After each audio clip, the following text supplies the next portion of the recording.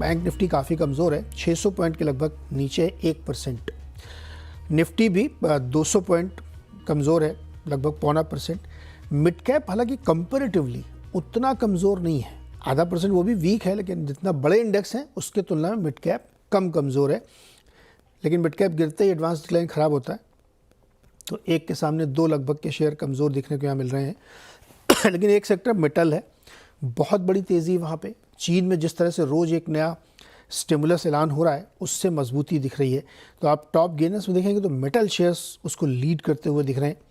Two wheeler में pressure है, UBS की रिपोर्ट थी, उन्होंने कई चिंताएं जाहिर की हैं टू व्हीलर को लेकर के, जो अब तक का सबसे राइजिंग था ऑटो सेक्टर में, लेकिन अब वहाँ पे भी कंसर्न्स आते हुए दिख रहे हैं। तो पहले चलते हैं सरवेन जी के बाद। सरवेन जी, बहुत बहुत स्वागत है।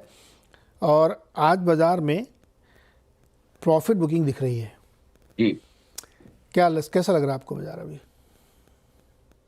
बहुत बहुत नमस्कार नीरज जी, दर्शकों को भी बहुत बहुत नमस्कार। आई थिंक क्रूशल हफ्ता चालू हो रहा है और महीना भी अब जो अब नया कल से चालू होगा, और ये मंथ की क्लोज भी बहुत इंपॉर्टेंट है। तो आई थिंक यहाँ जो सबसे इंपॉर्टेंट चीज है वो बैंक निफ्टी ही है मेरे हिसाब से। बैंक निफ्टी को अगर आप देखें तो कई बार निफ्टी से पहले चलना कम कर देता है, और देखिए जैसे ही ये करेक्शन आया वापस आज रिलेटिव परफॉर्मेंस में बैंक निफ्टी ज्यादा गिरा है, निफ्टी कम गिरा है।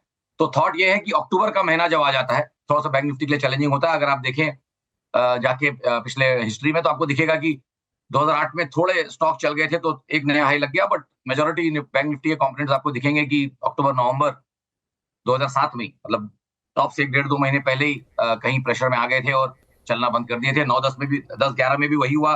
फिर अगर 18 का डेटा आप देखें 2018 में, तब भी आपको तकरीबन यही दिखेगा। और कोविड का जो टॉप था 2020 का, वहां पे भी आप जाके देखें तो आपको दिखेगा काफी सारे कंपोनेंट्स जो है अक्टूबर नवंबर में ही, उसके पहले 3 महीने पहले ही कहीं बैंक निफ्टी कहीं थोड़ा सा थकने लगता है। तो आई थिंक ये महीना बहुत क्रूशियल है बैंक निफ्टी के लिए। अक्टूबर में इसके टॉप्स भी रहे हैं बैंक निफ्टी के, और यहाँ वीकनेस ऑलरेडी जैसे आपने बोला दिख भी रही है। तो मुझे भी लग रहा है कि जो पॉसिबली एक नया हाई इसको लास्ट का एक रखना था, वो इसने इस मूव में रख लिया, और ये महीना अब यहाँ से चैलेंजिंग रहेगा।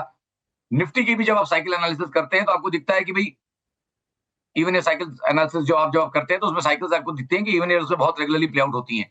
तो फर्स्ट क्वार्टर में अगर आप बच गए होते हैं तो फिर थर्ड फोर्थ क्वार्टर चैलेंजिंग हो जाता है, स्पेशली अक्टूबर से लेकर दिसंबर वाला पीरियड फोर्थ क्वार्टर का वो चैलेंजिंग होता है। तो आई थिंक यहाँ से अब और इंक्रीमेंटली बहुत ज्यादा बाजार अक्टूबर नवंबर के बाद चला नहीं है। जहां पे भी मेजर टॉप्स अगर आपको हिस्ट्री में जाके आप पीछे देखेंगे तो अक्टूबर नवंबर में जो हाइज लग गए उससे बहुत ज्यादा ऊपर नहीं जा पाया। 200, 400, 500 पॉइंट 2-4-5% का कभी बढ़गत रहा है, बट बहुत ज्यादा उसके ऊपर नहीं जा पाया, और उसके नीचे आके बंद हुआ है जैन फेब में। तो आई थिंक आप वापस रिस्क विंडो में आ गए। जो साल के पहले मैंने बोला था कि फर्स्ट क्वार्टर एक रिस्क विंडो होता है, फर्स्ट क्वार्टर से अगर आप बच गए तो आप लास्ट क्वार्टर में जाकर अटकते हैं। तो वो लास्ट क्वार्टर अब चालू हो गया है, तो मुझे लगता है वापस अलर्ट हो जाने वाला टाइम है। हमने भी जहां जो टारगेट सोचे थे मैक्स, अब 26,200, 26,300 उनके पास से भी अभी बाजार पलटा है। तो मुझे इंक्रीमेंटली अब रिस्क रिवॉर्ड यहाँ से उतना फेवरेबल नहीं लग रहा है। मे बी अगर 500-600 पॉइंट के ऊपर में जगह बाकी भी है तो नीचे में 2-2,500 पॉइंट जगह बाकी है। तो अब आपका रिस्क रिवॉर्ड इंक्रीमेंटली बढ़िया बचा नहीं है। 600 पॉइंट 700 पॉइंट आप ऊपर अगर ढूंढने जा रहे हैं कि हाँ भाई 27,000 होगा, फाइन, बट नीचे में क्या रिस्क है? नीचे में आपके पास मुझे लगता है आपके पास 24,500 और 23,500 तक का रिस्क है। तो 23,500 से लेकर 24,500 वाली जो एक रेंज है, आप खाली राउंड फिगर उसका बीच का 24,000 मानिए, तो भी आई थिंक यहाँ पे कम से कम 2,000 पॉइंट का गिरावट आएगा। तो 1:3 रिस्क रिवॉर्ड नेगेटिव है। तो मैं सबको यही बोलूंगा कि थोड़ा ड्राई पाउडर रखें, थोड़े प्रॉफिट्स लेके रखें, और थोड़ा अलर्ट रहें। तो एक मौका जरूर मुझे लगता है नेक्स्ट 6 महीने में आपको नीचे में लेने के लिए मिले।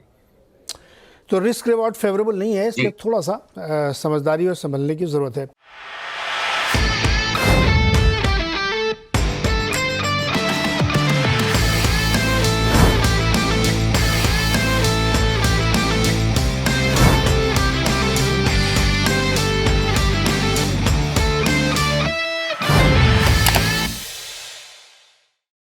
बता दें कि मनी कंट्रोल पर दिए गए विचार एक्सपर्ट्स के अपने निजी विचार होते हैं। वेबसाइट या मैनेजमेंट इसके लिए उत्तरदायी नहीं है। यूजर्स को मनी कंट्रोल की सलाह है कि कोई भी निवेश निर्णय लेने से पहले सर्टिफाइड एक्सपर्ट की सलाह लें।